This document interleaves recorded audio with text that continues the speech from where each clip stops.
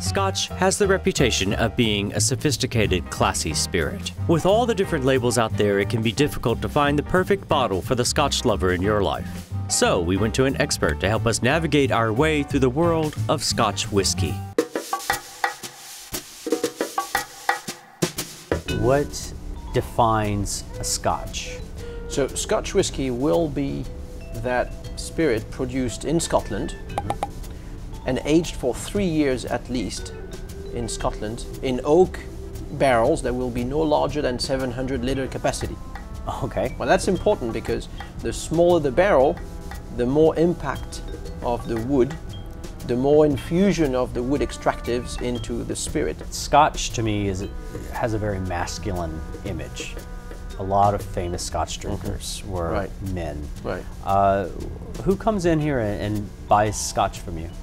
Actually, everybody does now, because Scotch whiskey, because of its variety of flavors, can appeal to all. You know, from Madman to Boardwalk Empire, it says whiskey, and you're cool if you're drinking it. And everybody wants to be cool. What are some key things you should look for when you buy one, especially if you're buying one for a gift? You're looking for fruitiness. You're looking for the American oak versus European oak. If you look at this Dalmore 18, you're thinking, I should be smelling both nutty notes and fruity notes. Well, let's have a taste. Cheers. Cheers. Slanchva.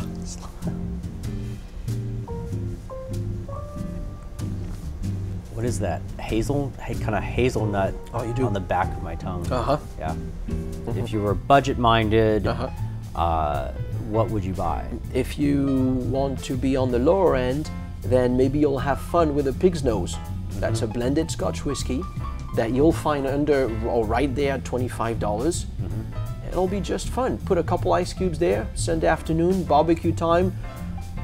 You're not looking for complexity, you want to get the party going, that's it, that's all you need. For a medium-priced option, Flavian recommends a distillation from the eastern coast of Scotland. Go ahead with a Balvenie 21-year-old. That port wood, absolutely brilliant. However, if you want to go above that century mark for a premium Scotch, he suggests something like a Dalmore 18. And that's a very special whiskey. It's that typical maturation of 14 years of mostly first fill American oak, first fill and second fill American oak. In the end, it's all about the balance that you're supposed to find in an expensive whiskey.